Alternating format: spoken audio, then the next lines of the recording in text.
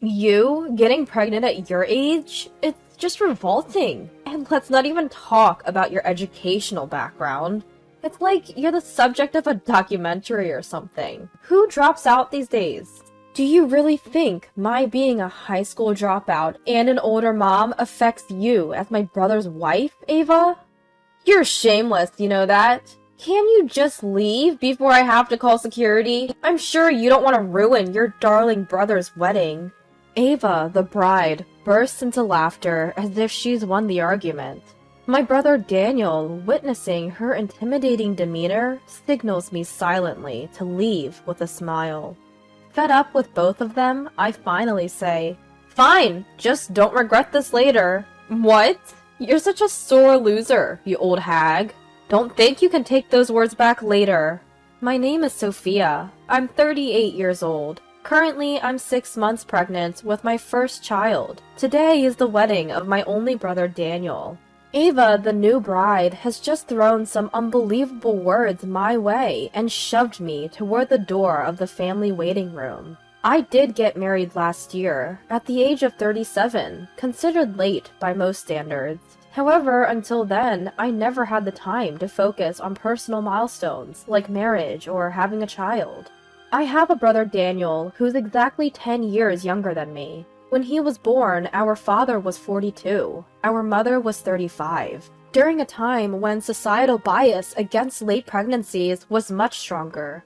My mom always said, "We were both only children, so we wanted to give our kid a sibling." Dad passed away from injuries sustained in the accident when I was 17 and my brother was just 7. Mom also underwent multiple surgeries, but eventually 2 years later, she joined Dad. At the time of Dad's passing, I was a sophomore in an all-girls school with a ladder system. Financially, we were okay for a while, thanks to the insurance money, but my mom was hospitalized and couldn't take care of my brother.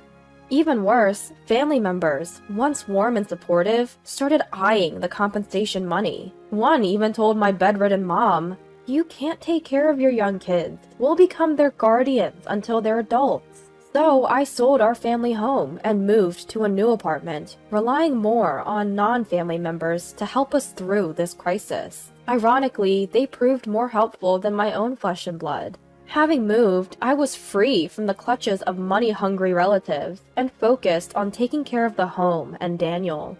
Between cleaning, cooking, and attending to my still very needy brother, not to mention frequent hospital visits to see Mom, my schooling took a backseat, and I eventually dropped out. Certainly, I had help from my teacher, classmates, and best friends, but as months turned into years, the burden grew heavier on me.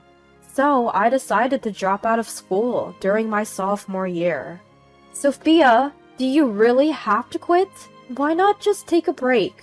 My best friend Emma tried to talk me out of it, but I didn't want to leave things hanging. I decided to make my little brother Daniel my top priority, at least until he starts middle school. Around that time, our mom, who had been struggling with treatment, finally passed away, joining Dad. For the next 5 years, life revolved around Daniel.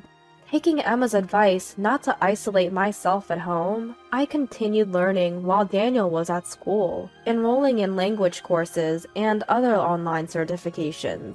When Daniel moved on to middle school, I became a certified public accountant. I started working through a temp agency. I continued to aim higher in my career, and by the age of 25, I got a job at the headquarters of a well-known restaurant chain. There were people from all walks of life, and they inspired me to work harder than ever. Despite the detours, I found a place where I could be myself, and all my efforts felt worth it. Eventually, I got married. On the other side, Daniel moved out for college and started living in a dorm. About 6 months ago, he texted me out of the blue. "Hey, I have someone I want you to meet. Can we catch up?" Of course, I had no reason to say no. That weekend, we met at a restaurant Daniel had picked, where he introduced me to a tall and beautiful woman. Her name is Ava. She was a graduate from Wellesley College with excellent grades. But something about Ava didn't sit right with me. especially her tone and perspective. For example, right after introductions, she bluntly said, "No offense, but how old are you? You look significantly older than Daniel." "I'm 38. There's a 10-year gap between us, so that might be noticeable," I replied.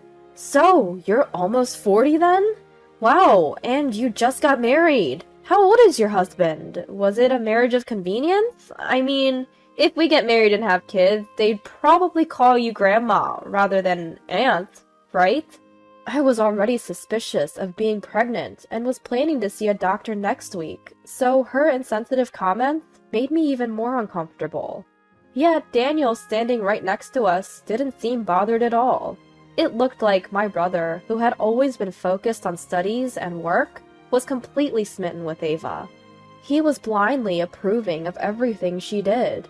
That night, when I asked, "Hey, Daniel, you're dating Ava with the intention of marrying her, right?" "Yeah, that's the plan. Sophia has met her too, and I was thinking of visiting Ava's family to introduce myself next week." "Already? Didn't you say you've only been together for exactly 2 months?" "Is that so? Is there a problem?" "It's not necessarily a problem, but isn't it better to get to know each other a little more before making such a big move?" "Thanks for worrying, Sophia, but the bond between us doesn't depend on time. It's deep and solid," Daniel declared. I couldn't find the words to respond. Daniel officially proposed to Ava, and they were happily engaged. But then Daniel told me, "Look, Sophia, Ava's family has some opinions. So could you and your husband kindly not attend the engagement party?" "What do you mean by Ava's family's opinions?" I blurted out. And Ava, who seemed to have been eavesdropping, took the phone. "I heard from Daniel that you're pregnant, Sophia." "Yes, but my morning sickness isn't bad, so attending the engagement ceremony should be—" "But don't you think an old, pregnant woman would ruin the celebration?" She cut me off. "You should know your place. Pay for the engagement and stay out of it. You really don't have common sense, do you?" Stunned, I couldn't respond. Daniel rushed in. "Sophia, just transfer the money for the engagement to my account and don't cause a scene, alright?" Then he hung up. Soon after, I received a reminder text from Daniel. "When are you sending the money for the engagement, Sophia?" "Why should I pay for your engagement, Daniel? I raised you like a parent, but I am your sister, not your mom." Daniel explained that Ava's family owned several restaurants. Ava had grown up like a little princess, surrounded by other wealthy folks. Naturally, Ava is surrounded by many acquaintances, friends, and relatives who are also celebrities. And she says, "I can't match Sophia's level." That's what they say. He said I wasn't in their league and even hinted my lack of education was a problem for their marriage. "If I convinced them, you should just wish me happiness and keep your mouth shut," he said. Fed up, I thought, if that's the case, consider this my final contribution, and transferred the requested $100,000. On the wedding day, my husband and I visited the venue with mixed feelings. Ava greeted us with, "It's really gross that an old woman like you is pregnant. Leave before I call security." My husband started to say something, but I stopped him. Ava continued, "You two aren't even considered family. We should have told the staff to exclude you. Today's guests are only work associates, college, and high school friends." Ava laughed, and Daniel just smiled. No matter that it was a joyful occasion for my brother, I had no reason to put up with this level of insult. "Fine, I'll leave since I'm clearly not wanted here.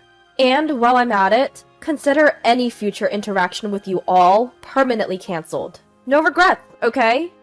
As I said this, Ava laughed and retorted, "Why would we regret it? Are you lost in your fantasies or something?"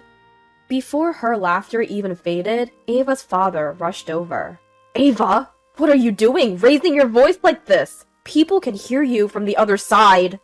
"Oh, Dad, meet Daniel's embarrassingly uneducated, incompetent sister-in-law. She had the nerve to try to attend the ceremony, so I just chased her away." As Ava laughed and said this, her father looked at me, his eyes widening halfway. Ava! Do you know who this is? She runs the staffing agency that practically supplies all the staff for my restaurant. Hospitality staff? What's that? Ava's father then explained that hospitality staff refers to temporary workers employed during busy periods in hotels and restaurants. Their responsibilities range from preparations to serving food and drinks at appropriate times and cleaning up afterwards. Especially for Ava's father's restaurants and Japanese cuisine establishments within hotels, where banquets and receptions are held, my agency provides invaluable staff, trained in both manners and language skills. So what? I didn't know, okay? My apologies, Miss Sophia, CEO. It seems there's been a little misunderstanding. Misunderstanding? No, there's no misunderstanding. Ava calling me an uneducated old hag isn't a first. And you both agreed to not invite me to the engagement party, right? So you're just as judgmental as your daughter. Oh, well that's... My husband, standing beside me, stepped forward and spoke. What's the rest of that sentence? Regardless, we'll both be withdrawing our businesses from any involvement with your company. The father's face turned ashen. Mr. Alexander, CEO! You're Miss Sophia's husband? My wife uses her maiden name in business, so you probably didn't notice. And it's not something we'd go around announcing. An angered Ava, overhearing this, shouted, Why are you humbling yourself before the husband of this old hag, Dad? We can always work with another company. The father explained that my husband owns the consulting firm he had approached. Ava was undeterred. So what? There are plenty of consultants out there. We should cut ties with these idiots. His face remained pale. As your daughter suggests, it seems like a win-win for both parties to go our separate ways. My husband took my hand and we started walking away, leaving behind a dazed father, a confused Daniel, and a furious Ava. The wedding proceeded without a hitch, but afterwards a heated argument erupted between father and daughter, all because of Ava's attitude towards us. As it turned out, the father, a restaurateur, had been facing severe financial strains. The main bank had introduced him to Alexander, intending to hire him as a consultant to turn things around. But upon investigation, the father's financials were far worse than initially thought. So it's a good thing we didn't take on a potentially futile project, my husband later commented. But the bank was furious, withdrawing support and freezing loans. Rumors spread, leading to other financial institutions and suppliers doing the same, plunging the father into bankruptcy. So, Ava's father set his sights on Daniel's apartment, aware that it was just a drop in the ocean. When I got married, I sold my family's apartment and settled the remaining insurance and compensation money from my parents. Daniel used his half as a down payment to buy a high-rise apartment. However, the apartment still had 30 years left on the mortgage, which would leave Daniel in considerable debt if sold. Thus, the relationship between Daniel, who resisted selling, and Ava, who pushed for it, rapidly deteriorated. In the end, it seems they agreed on a quick divorce, with Daniel paying some amount as a settlement. Daniel came into my office to tearfully explain the situation, but I was so disgusted that I asked him to leave immediately and banned him from returning. Of course, he is also banned from my apartment, and I've blocked all means of contact. Right now, I'm busy preparing for the birth of my child. Emma, Alexander's sister, and a friend since my student days, often visits and says, "My niece or nephew can't wait to meet the baby," as she talks to my growing belly. From now on, I plan to work even harder to make my own family happy.